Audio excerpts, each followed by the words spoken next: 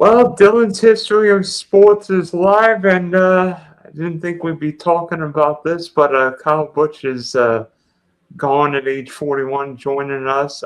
Fantasy Bosco, one of my NASCAR gurus, and I thought we'd be talking something a little more historic, a little more important, a little more maybe Indy, Charlotte, Coke 600, Indy Right? 500.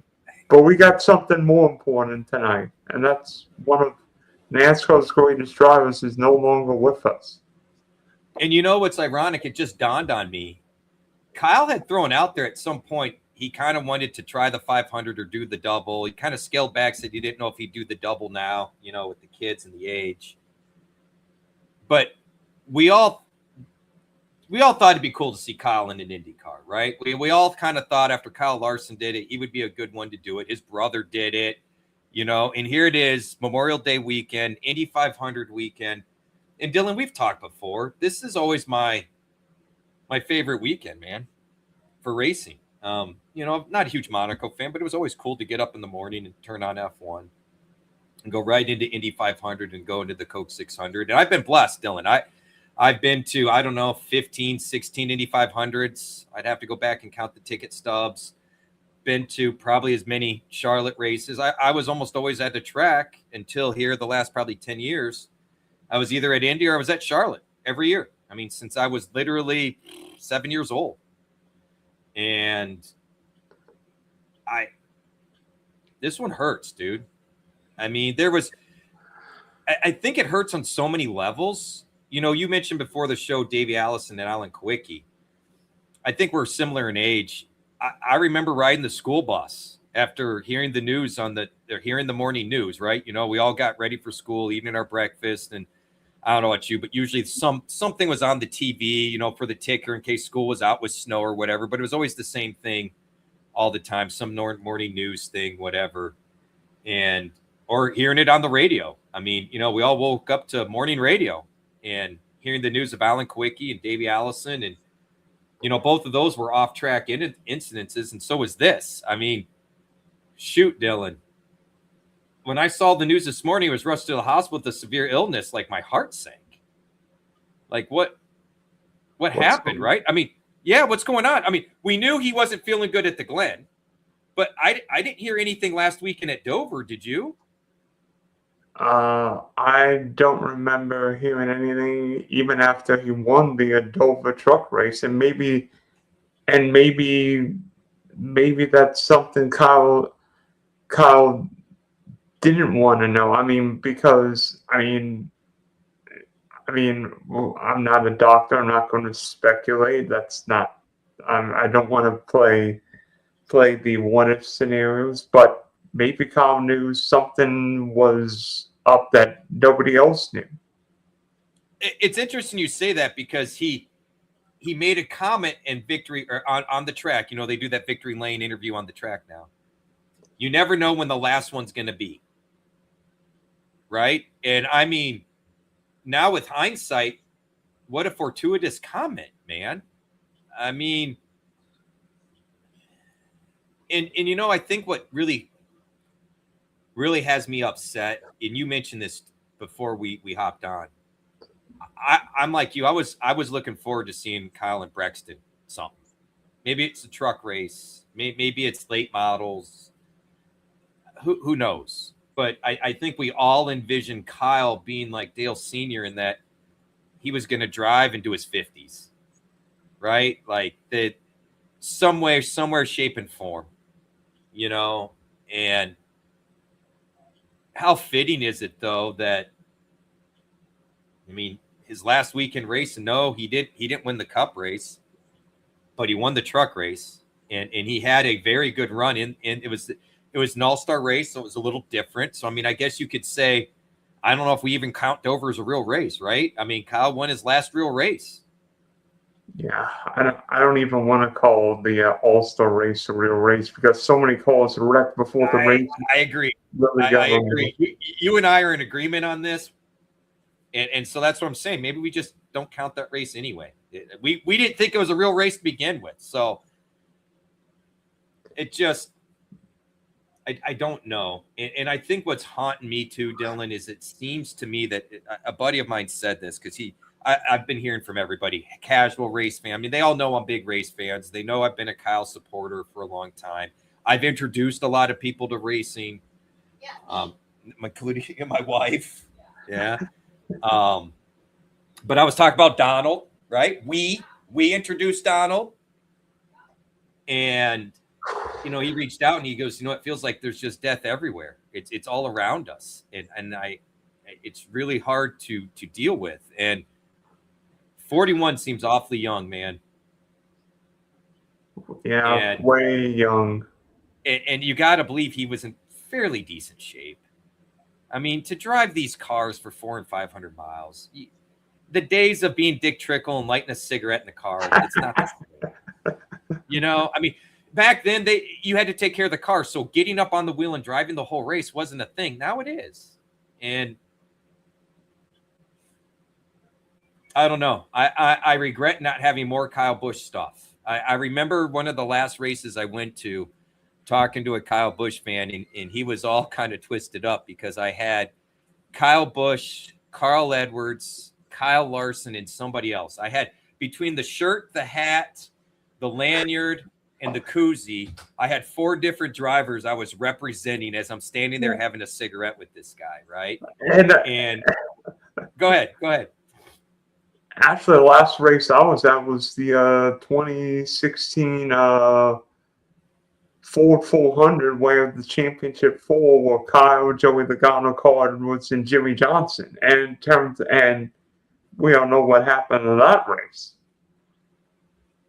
Well, this would have been similar. I think it was 2017. I think may have been 16 or 17. Well, your pictures are from 17.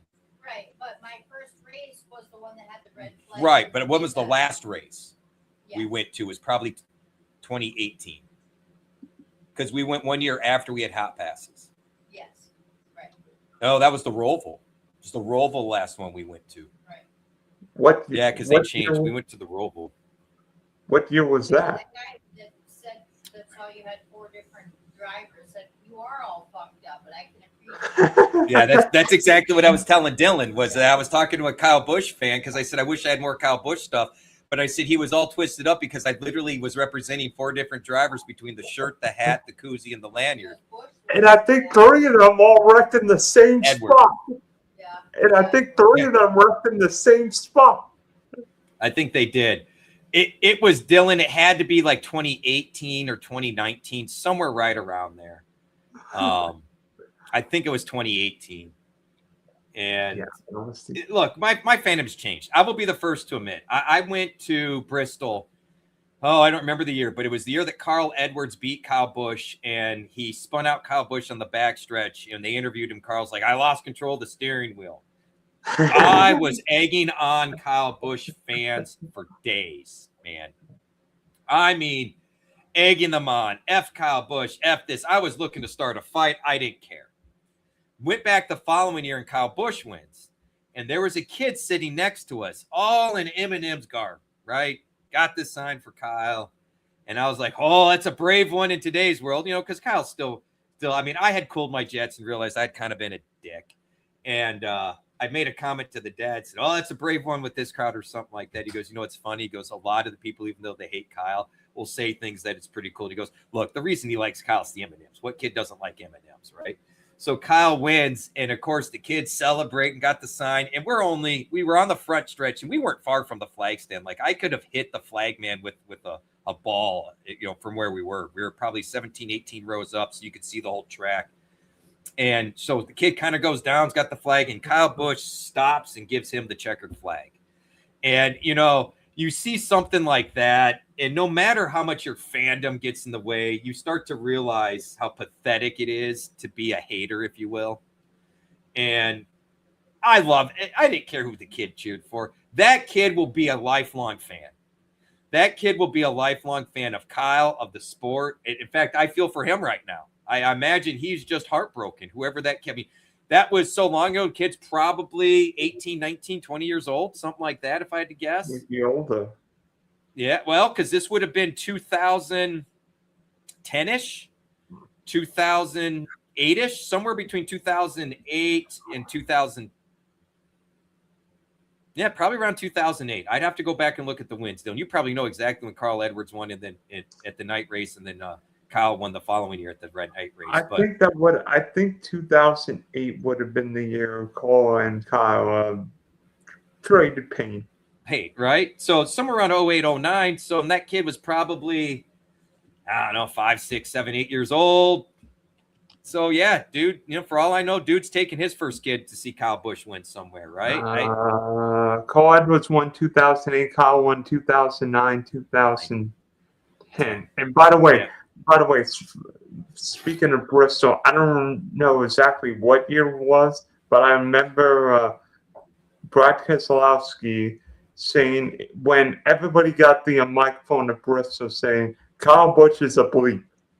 Yeah, that was great. Well, the year I went, do you know what Kyle Busch walked out to? What? The I'm amazing.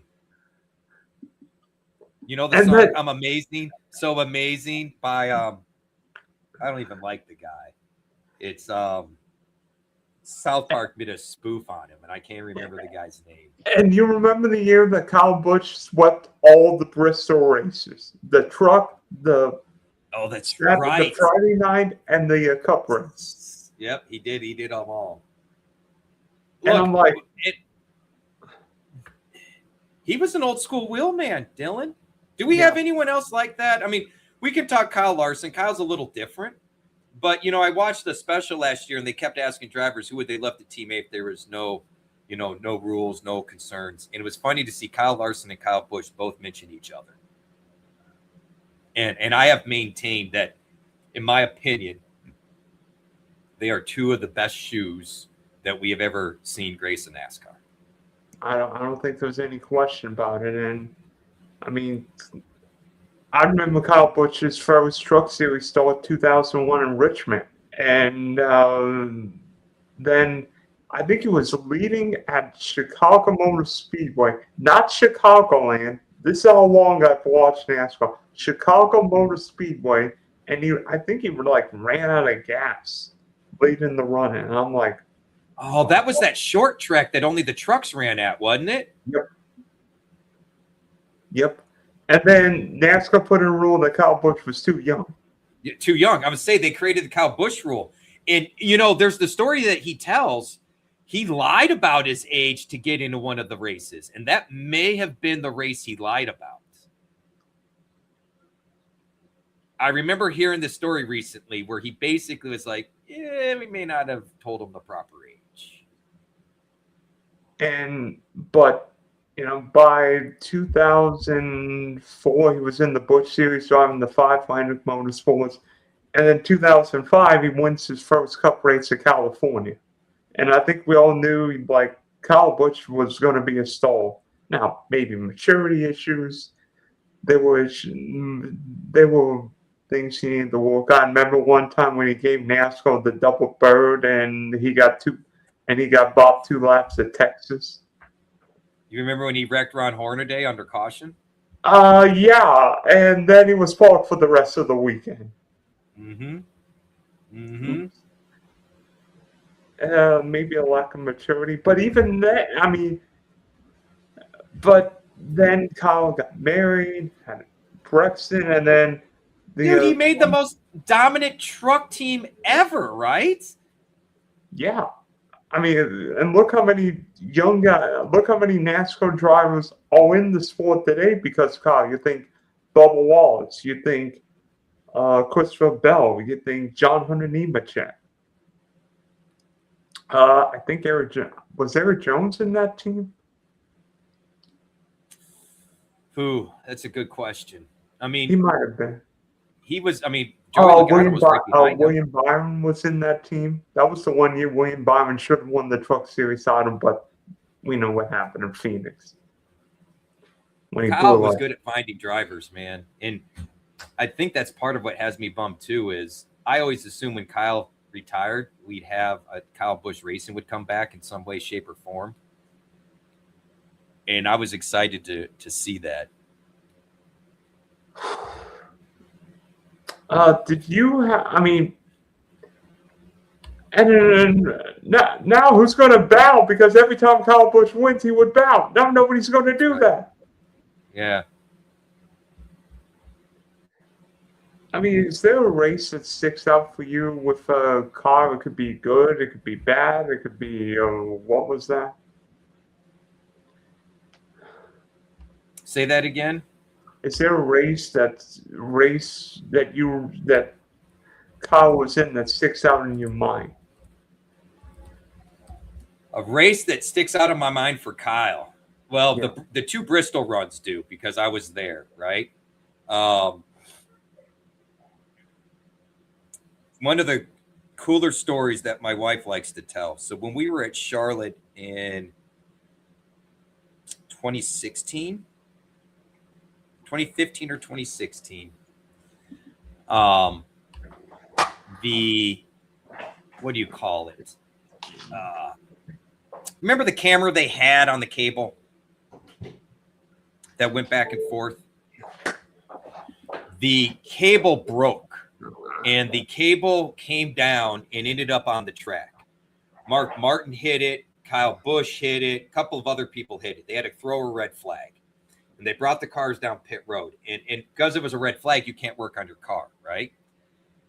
And so Kyle got out of the car and grabbed somebody's phone, his phone, teammate's phone, whatever it was, and went up and was taking pictures of the damage on the right front of the car. Like, we're up in the stands and we can see the pits. And the cable had run right over us. Like, I had been watching the camera go back and forth multiple times. And then all of a sudden I said, "Where's the camera?" And my wife's like, what camera? What are you talking about? And I was like, never mind. And then I'm hearing Mark Martin's radio, because we had the scanner going. Mark Martin's radio, Kyle's something on the track. And then Kyle yells, "Mark just hit it. Mark just hit it. I think I hit it. What is going on?"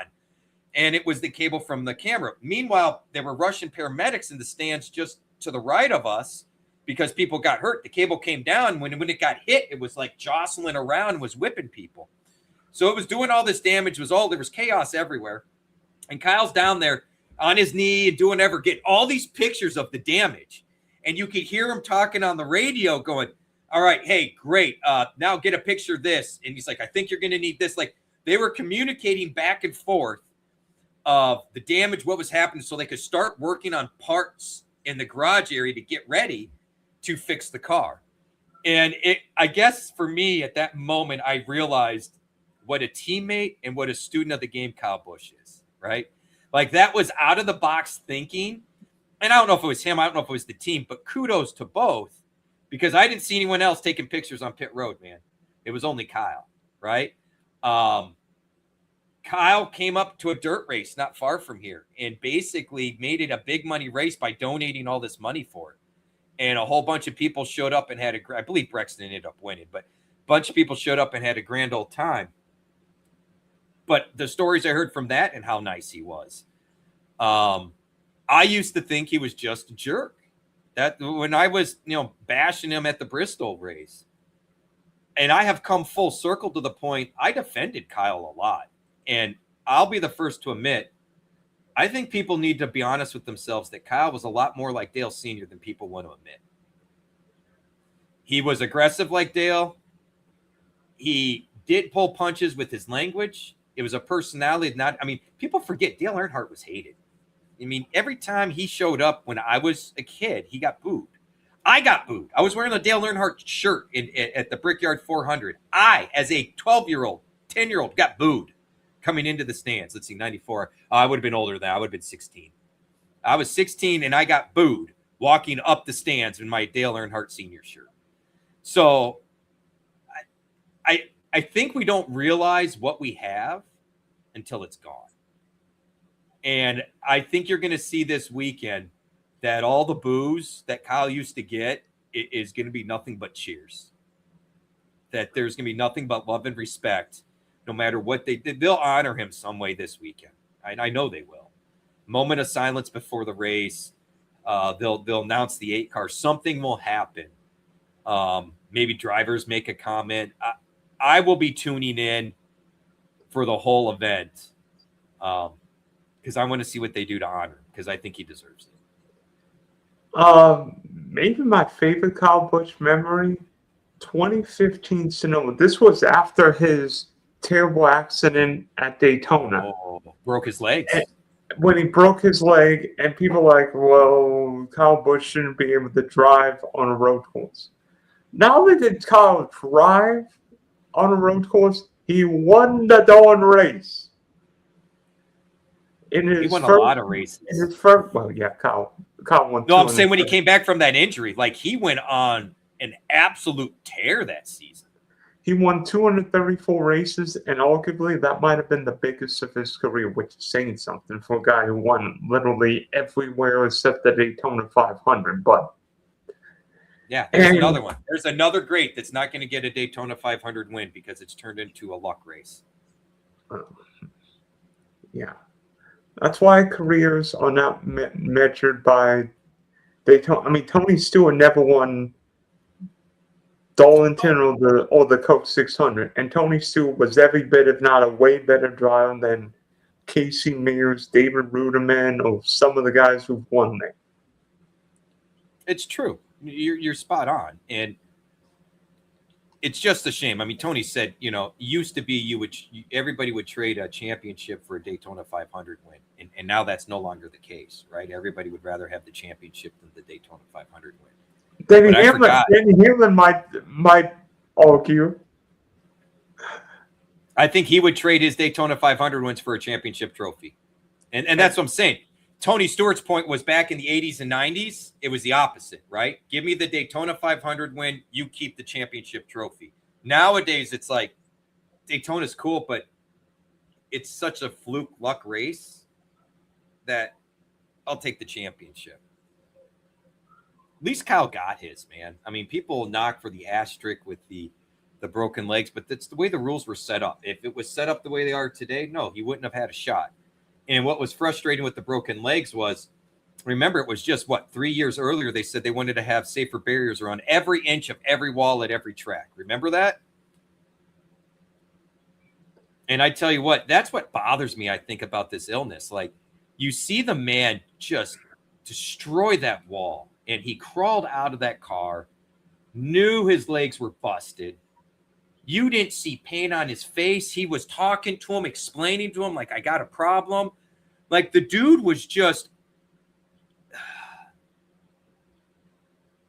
he may have been emotional on the radio, but I feel like when shit really was real, that dude was calm as a cucumber and just knew. And I go back to when they pulled him out of the car. The radio talk when he needed the doctor after the Glen. There was no panic in his voice. It was very calm. Can somebody get a hold of the Hendrick doctor guy? Like, I need that shot. I'm struggling. I'm going to need it after the race. And he's just driving out there still. Broke the legs. Both legs. Like, destroyed them. And made it a point to be back in the car as fast as possible. Like, Dylan, I don't think they make drivers like him anymore. No. I don't know, maybe Kyle is from a different breed of guys today. I mean, if you look at the fact that Kyle won how many cup races? 63. And look who he faced. He faced Jimmy Johnson, Jeff Gordon, Kevin Harvick, Jeff Burton, Mark Martin, Carl Edwards, Tony Stewart, his brother, Denny Hamlin. He faced Kyle Larson. Oh, by the way, how about the slide job at Chicagoland between the Kyles 2018, I think it was. Oh, that was good. Well, what about the Dale Jr. Richmond Kyle Busch deal? Which one? Well, I guess I'm thinking more of the first one, right? Of which did you see the comment by Dale Jr. on Twitter? Yes. And I was like, that would have been cool to see Kyle Busch in the Junior Motorsports modified or late model. Like, that would have been, talk about full circle, right? Because it's just like Jeff Gordon and Dale Sr. The fans hated each other, but the truth was Jeff Gordon and Dale Sr., they liked each other. They didn't have a problem with each other. They'd hang out at times,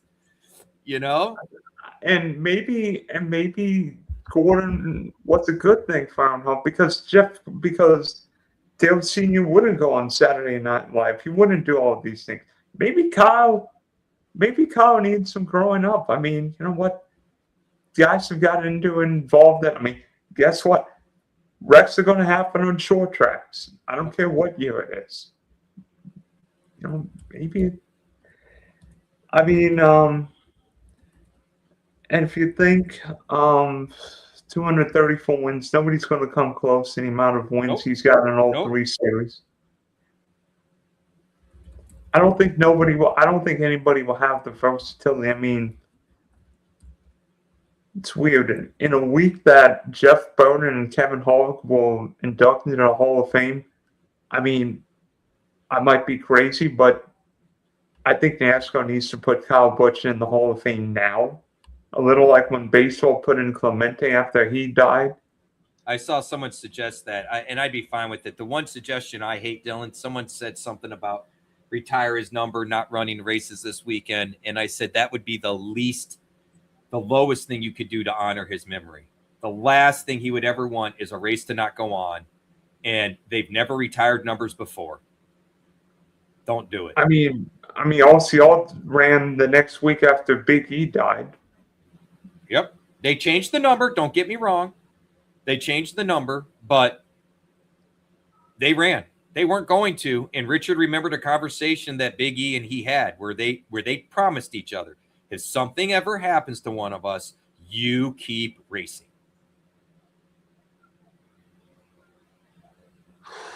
You know what would be cool? What? The 18's not on the track these days, right? Yeah, correct. How cool would it be if they converted that 8 to an 18 for one race? If Joe Gibbs let him. That's right. I mean, NASCAR Joe Gibbs. I'm just saying, how cool would it be to see Austin? And Austin Hill may not want to do that. Austin Hill may be like, yeah, I'm not going to do that. Supercar fans, Kyle Busch respected and revered down under. Rip Kyle That's Busch. awesome. Thank you for sharing that. Thank you for sharing that. That is very cool, man. I mean, it's fitting.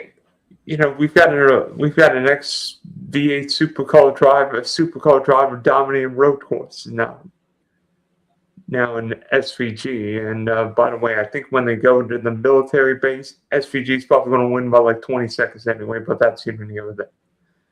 But, you know, how many guys? I mean, is Kyle Busch in the top 10, top 5 NASCAR drivers of all time? Because I think he's in the top 5. I tell you what, did you hear Denny Hamlin's comments this week? No? Okay. So, you know, there's been a little bit of a beef over the last month or so between Hamlin and Busch, where Denny has been adamant that Kyle's kind of taken things like their relationship got better. Denny made a couple of comments. Then Kyle got hot. And Denny's like, whoa, whoa, whoa. And they kind of went back and forth. Well, Denny this past week said, look, Kyle, it's not a knock on you. You are on the Mount Rushmore of NASCAR drivers. Well, if you're putting them on the Mount Rushmore of NASCAR drivers, that's top 4, that's top 5. And, you know, it's tough, Dylan. You know, you and I have a pretty deep understanding of the history of the sport. Richard Petty's got to be on there, right? Dale Sr.'s got to be on there. We could argue Pearson should be on there. We could argue Junior Johnson should be on there. We could argue Jeff Gordon should be on there. Jimmy Johnson. So, you know, I think it's tough. I think we could have a long debate on who belonged on a Mount Rushmore of NASCAR drivers. But if you're talking about over the long haul, he's got to be in the top 5 or top 10 for me. I think Kyle's in my top 5. And I'm with you because these cars are more even than they were back in the day. The cars still matter. But look, Petty, Pearson, Yarbrough, Junior, Johnson, they all had significant legs up on the equipment.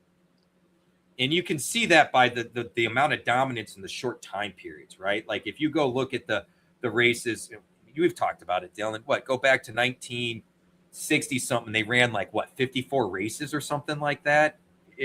or maybe it was 1957. They ran just a ton of them, and they would be mid-race week or mid-week races and all of that.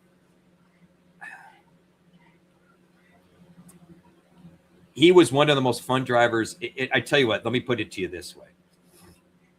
My grandmother used to like to go to the races with my grandfather, and she loved watching that number 3. She loved watching that number 3. She said, Richie, no matter where that number 3 is, you know you can watch it. It's going forward. And after he died, she was kind of bummed. And I said, you know what, Grandma? I got a guy you can watch. I said, go watch this Kyle Busch guy. No matter where he starts, I promise you, he's going forward. And so when I think about it in that light, Dale Earnhardt's an automatic on a Mount Rushmore at top 5. If I'm going to start comparing Kyle to him, and I have for years, it's got to be in the same group, Dylan. And the sad thing is, Earnhardt drove to his 50s. How many more wins could Kyle have gotten? He drove another 9 years. Maybe if he drove a half-decent car, but that's not his problem. That's no, but you know what? Look what they did in the short time period of just changing crew chiefs. Right? And who's to say 2 years from now he wouldn't be in top equipment? We know he was still going to run some truck races here and there. We haven't seen him in O'Reilly in forever. But, I mean, I don't think it's unfathomable to sit here and say he could easily have gotten to 250, maybe 300 wins. I kind of dig that idea. I mean, it's a little gimmicky, but I kind of dig that idea, bro. I really do. A moment of silence.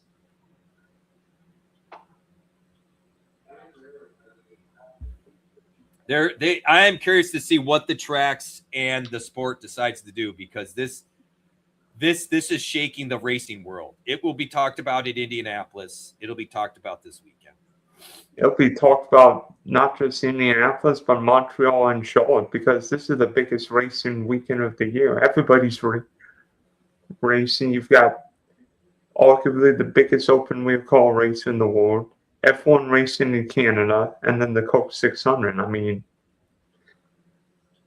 I mean, I have no idea what Adam Alexander, Dale Jr., and Steve Letarte are going to be discussing, but I can guarantee you Kyle Busch will be a part of the broadcast somewhere.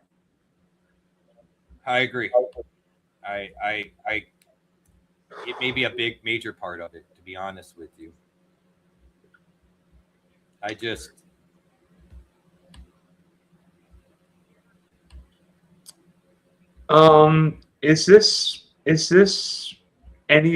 Kyle Busch's death similar or worse to when Davey Allison's Alan Kulwicki died in 93, or when Dale Earnhardt Sr. died in 2001? Because obviously we didn't have social media when any one of them died. And all of them were a shock. All of them were unheard of. Alan Kulwicki's was out of season. That was off season, correct? I remember Alan Kulwicki's death being before the Bristol race, because he was with the Hooters folks and the plane just, I don't know what happened. Yeah, I know. I mean, we all know it was a plane crash. We know it was a helicopter crash at Talladega, which I know that was in the middle of the season. Yeah. But so for some reason, I thought Alan Kulwicki died like in the off season after winning that championship. But man, I could be. Nope, it had to be in season because it was April 1. So it probably was. It's probably right around Bristol weekend. Died, yeah. Yep, April 1. Caused by ice on the plane. Yep, I would say I knew that. I knew it was an icing thing. I think Dale Earnhardt's probably shook the world the most because it was at the biggest race of the year on the last lap on the track, right? Like, we've seen deaths at tracks before, but not not the icon, at the biggest race of the year on the final lap as he's protecting the cars he owns going to a win. I think that one might be a little bigger yet. I think it's hard to say that this is bigger or worse or however you want to phrase it. I think it's more newsworthy because of social media. Because to your point, we didn't have that back then. And so I think the Alan Kwiecki and Davey Allison mourning was probably isolated more to NASCAR fans and NASCAR circles. You know, I don't know how many people even paid attention or knew that the previous year's champion in 1993 died in a plane crash. Like, oh, Alan Kwiecki, NASCAR driver. Oh, okay. I know that name. You know what I mean? I think this Kyle one probably hits a little harder for everybody because it's been years since we've had a tragedy like this in NASCAR. I mean, the closest thing you would have would be the Hendrick plane crash at Martinsville, which goes back to 2004. So, I mean, you know, when that happened, it had only been 3 years since we lost Senior. And when we lost Senior, it had only been a year and a half since we lost Adam Petty. And when we lost Adam Petty, we lost Kenny Irwin. You know, so I feel like. And then Tony Roper died at Texas Tony Roper. Later. Yep. I think we've been spoiled in that, you know, Ryan Newman walked away alive. You know, we've seen some horrendous incidences and everything's been fine. And now, you know, the guy who's seemed to outrun every harm he could on the track somehow dies in a hospital bed in the middle of the week, in the middle of the season. Like it's nearly impossible to put my arms around this. This doesn't feel right. It doesn't. It doesn't feel right at all. And when they announced it this morning, it didn't feel right. It felt off. I was thinking like, what's going on? Is this? I remember Kyle saying he wasn't feeling great in Watkins Glen, but I'm like, I didn't know he was on his deathbed. Well, that's what I think has got me. It's like he didn't allude to anything there when he won the truck race, right? Like, I don't know, Dylan. I'm just, when we get off here, I think I'm going to go outside. I'm going to love on my dogs. I may even say a little prayer. I haven't done that in a while, and I feel like I should be. And I encourage everyone to hug those near them, those they love. Make sure they know it, and try not to. And I'm bad about this. Try not to let the little shit get in the way, because you just. I had a buddy that told me this years ago. It's not that life is too short; it's that life is too precious. I mean, imagine telling a client as a sales guy they got to wait 41 years for an item they bought. That's ludicrous, and that's forever in time. But for a lifetime, it doesn't seem like much. And yet, when 90-year-old grandma dies, it's just as tragic at 90 as it is at 41. This one hurts a little more, I think, because it's hard to ignore the fact that selfishly we don't get to see Brexton and Kyle race, but unselfishly, Dale Jr.'s career was never, I think the trajectory of his career changed dramatically when his dad died. I think Jr. could have gone on to bigger and better things in the car had his dad been around. And that's my biggest fear for Brexton. And Kurt sure seems like he's turned a page. And I hope Kurt, you know, can kind of step in that racing, what's the word I'm looking, mentor role that Kyle was for Brexton, because I want to see the Busch name continue on. I was bummed to see Kurt out of the car. And this, I just, man, I feel for Samantha and those kids, man. Like, I selfishly am bummed we don't get to see him again, but I mean, Brexton lost their dad, man.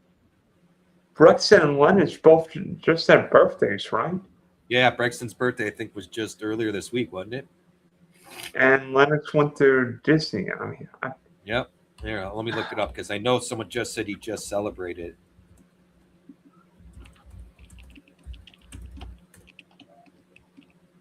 May 18th. And Lenz's birthday was on May 10th.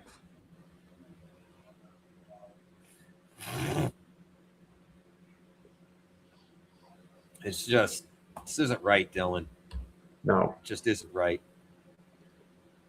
I mean, honestly, I think, I don't know. Well, we know there's 100% chance of an Austin driving OCL's calls this weekend. At least 2 of them. But, yeah. Man. I still wanted Like to I see said, Kyle. I'll never forget this day because it's my grandfather's birthday. My grandfather turns 92 today, and I am lucky to hell to have him. My grandpa's 94. Way to go! That's awesome. That is awesome. And we're going to see him in July.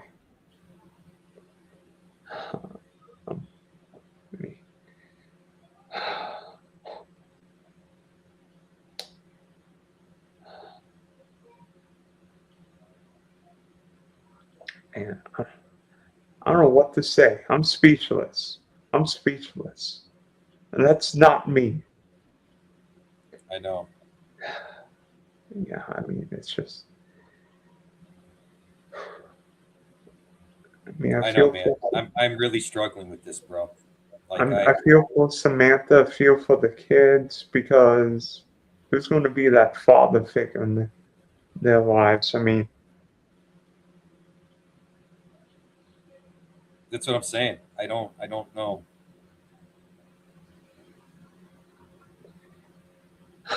it doesn't feel right, but It doesn't. And I tell you what, shout out to all the people that have listened.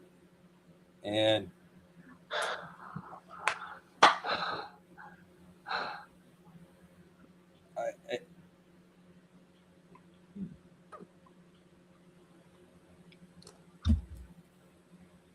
I think a few people are doing tributes to Kyle, not just on Twitter, but I think Jeff Gluck's doing a YouTube stream. I know Marty Smith said some brilliant things about so did Ryan Kyle. McGee on ESPN. He Same did. thing. But shout out to, everyone that's chimed in here has been nothing but appreciative of him and kind. And I'm just upset because, I posted some earlier on Twitter and I haven't gotten a lot of hate, but I've gotten a little bit of hate. Tinfoil hat, this and that. All I was saying is something felt off. And this is just what I didn't want to happen, man. I enjoyed watching Kyle. I enjoyed the little brashness and the little spiciness he threw back at everybody. And the thing that bothers me is we don't have that with everybody in the series. He was unique in that way, and he could back it up. Talk the talk, walk the walk, and yeah, and I mean, yeah, I'm selfish for all of us that we miss out on that, but no, like there's nothing we can do for his family. But I just, I felt for Denny Hamlin when he lost his dad, because that was, they knew his dad was sick and would be a problem. But then to have this stupid house fire happen, and him be hurt, injured that way, and not make it, and now Kyle and then what happened with Greg Biffle around the holidays? I mean, I'm kind of over the dying, bro.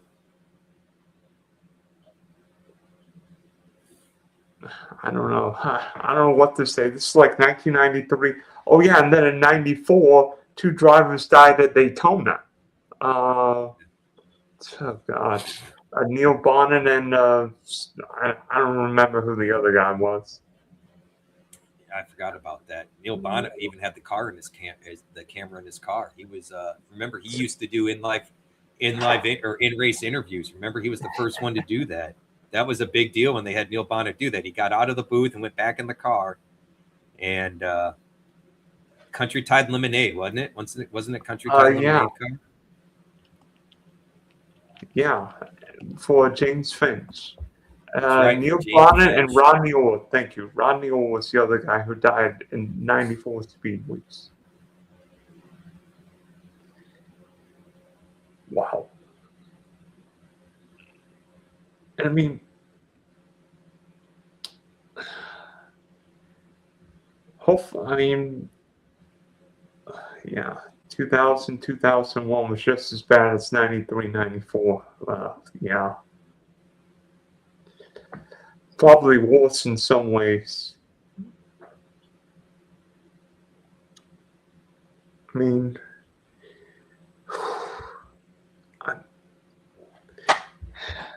it's, it's, I mean, we've been through a lot the last few years. I'm like, I don't want any more negativity. I mean, I don't think Kyle would want negativity. I think I know what Kyle would say. Get your beliefs out there. You're going to race. You're going to win this Coke 600, and then we're going to celebrate afterward. Right. I mean, and the weird thing, I mean, to this day, I mean, Kurt Busch did the Indy show, the double, and I mean, he did really well in Indy in 2014, I think it was. Kurt Busch did.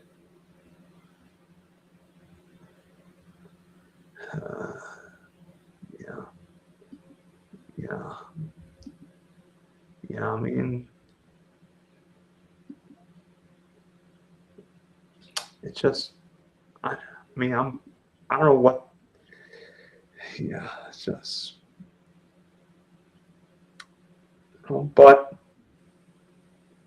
trying to think of something great. You know what? Maybe Corey Day could go out there tomorrow night if he's driving the Spy 7, win. When maybe what they should do is for Sunday's race, if Austin Hill drives Kyle's call, put like M&M's on and maybe give Austin Hill like an extra bit of M&M power.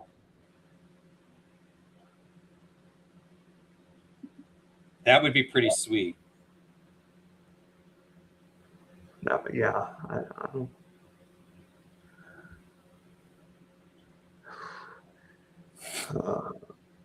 Yeah.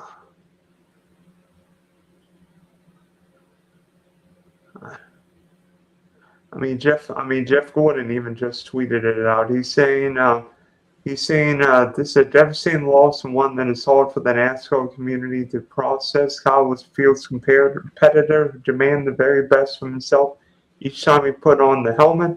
As teammates who saw firsthand the passion and intensity brought to the sport every single day. He was a champion and prolific racer who made a tremendous impact on NASCAR and was a lifelong advocate for all forms of motorsports.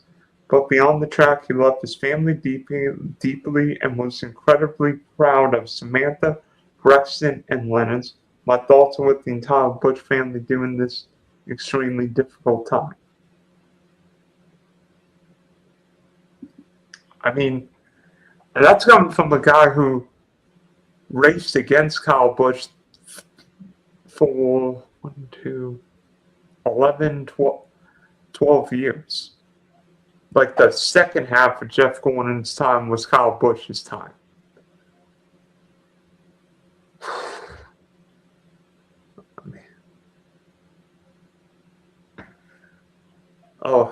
This guy said, "Are you guys going to the Charlotte race this weekend? Went to the Rock right after Dale died, and it just felt right to do that." And then I wish I could. I wish I could, man. And the crazy thing about that Rockingham race, Steve Paul drove for Dale Earnhardt Incorporated, won that race. And I think Dale Earnhardt was driving the car the last 10 laps. I think Dale Earnhardt was driving that car the last 10 laps. Well, and Dale Jr. is adamant that somebody pulled him out of that fiery car, and to this day, he thinks it was his dad. At Sonoma, right? Yep. In the Corvette that caught fire. I mean, you know,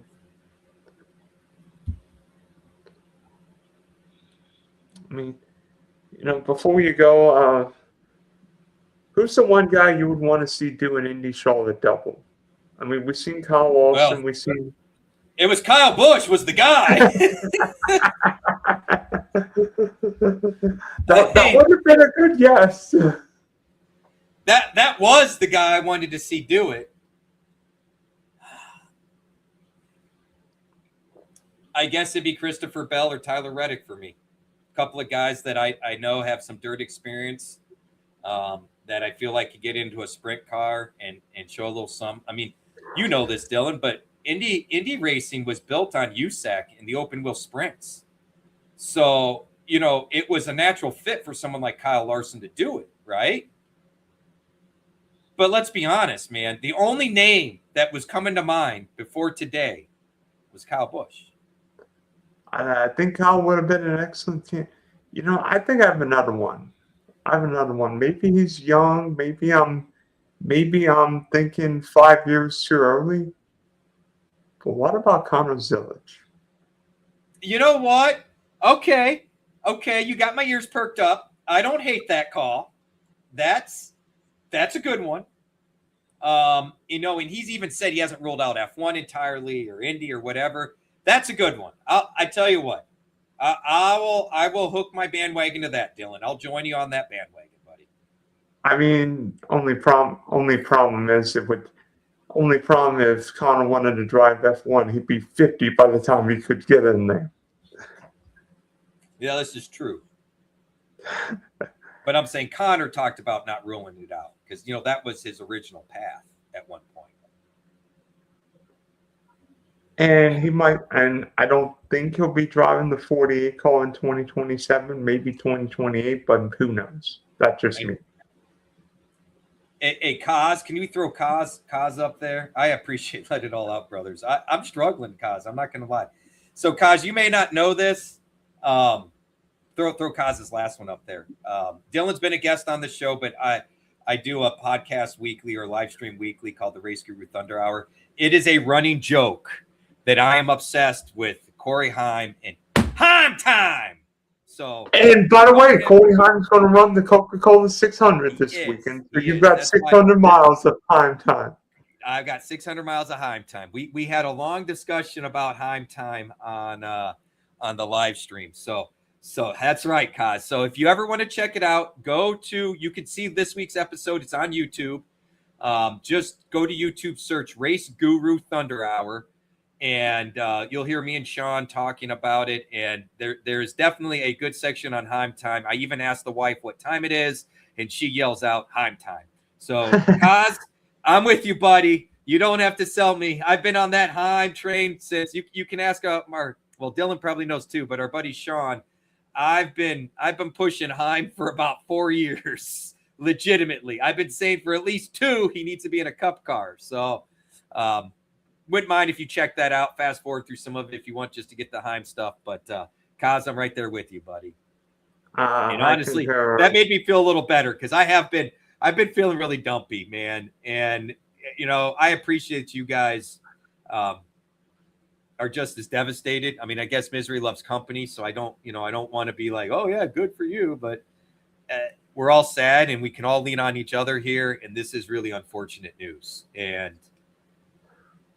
the only thing we can do is pick up and move on. And like I said, I think the best thing we can do to honor Kyle, go racing. I hope to see nothing but Kyle Busch flags all over that freaking track. And let's put on a good show, man. Let's see the Coke 600 doesn't always put on a good show, Dylan. Last year's race was awesome. Last year's was good, and I have high hopes. But I'm just saying, if we're going to look at Charlotte's entirety for the Coke 600 and the World 600, there's been a lot of races that have been kind of snoozers, bro. So didn't Martin Truex and Kyle Busch all but lead the whole race? So I was at that race when Martin Truex led 392 of the 400 laps, was in victory lane because we had hot passes that year. And if we didn't have hot passes, I probably would have been bored out of my mind. But since we had hot passes and I was walking inside the garage and all that crap, I didn't even notice it was a stinker of a show. But Martin Truex put a whooping on everybody. sometimes domination needs no boundaries, and I think what Motor Truck showed that night is, yeah, I'm going to be the guy winning the title, and I think he ended up, was it 2016 or 17? I think it was 16, wasn't it? Yeah. I think it was 16. It was either 16 or 17 because one of those years Austin Dillon won when Jimmy ran out of gas. That's right. Oh, And yeah, cool. I didn't see that they were going to do a moment of silence for Kyle. 2016, yeah, because the next year Austin won when Jimmy ran out of gas.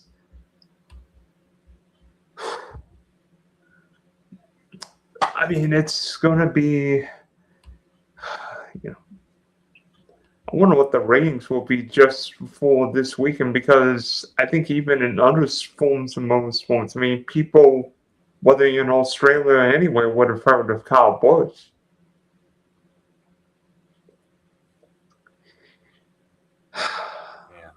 Yeah. Well, Dylan, I appreciate you doing this, bro.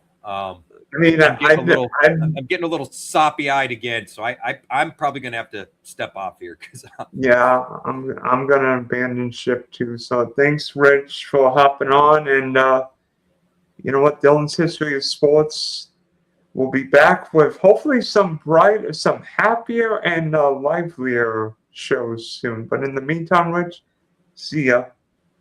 Kaz, right back at you, bro. Dylan, I appreciate you more than you know, sir. And I love the idea. Look, I'll challenge anybody. If you are in my corner, I'll challenge anybody on trivia, just saying. When? If you're with me, I will take on anybody in trivia, is what I'm saying, for sports trivia, particularly NASCAR. One-on-one, you're going to whoop my ass. I'll just tell you that right now. I've already learned that.